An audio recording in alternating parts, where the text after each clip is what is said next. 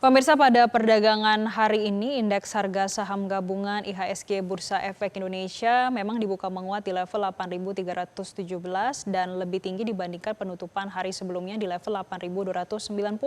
Lalu bagaimana pergerakan bursa indeks harga saham gabungan pada penghujung hari ini? Kami sudah terhubung dengan jurnalis Metro TV, Fadila Syarafina, akan melaporkan langsung dari Bursa Efek Indonesia di Jakarta. Dila, saat ini pergerakan IHSG berada di level 8.200, kira-kira apa saja yang mempengaruhi sehingga hari ini IHSG terkoreksi?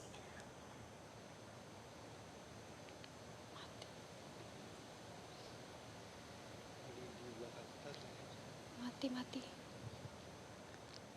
Iya, Jessica, kalau kita melihat memang tadi IHSG ini sempat dibuka menguat, namun kalau kita melihat dari perdagangan sesi pertama tadi setelah ditutup, IHSG ini tercatat terkoreksi di angka 0,38% atau setara dengan 32 basis poin ke level 8.259. Kalau kita lihat tadi pada penutupan sesi pertama secara sektoral ada 6 sektor yang mengalami koreksi atau penurunan, diantaranya seperti sektor kesehatan, infrastruktur, kemudian juga teknologi. Nah, terkait dengan bagaimana pergerakan dari IHSG pada Kamis 12 Februari 2025 pada sore hari ini pada pukul 15.21, Anda bisa lihat langsung dari papan bursa di Bursa Efek Indonesia ini.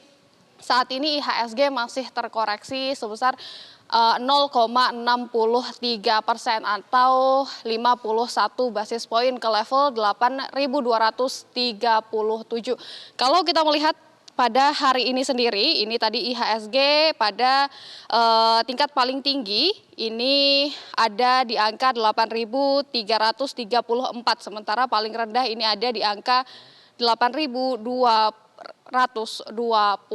Kemudian kalau kita melihat trading volume atau volume perdagangan pada hari ini sudah mencapai 38 miliar, sementara untuk nilai perdagangannya ini mencapai lebih dari 20 triliun rupiah. Kalau kita melihat ada sebanyak 288 saham emiten yang mengalami kenaikan, sementara ada sebanyak 440 saham emiten yang mengalami penurunan, sementara ada 233 saham emiten yang masih stagnan.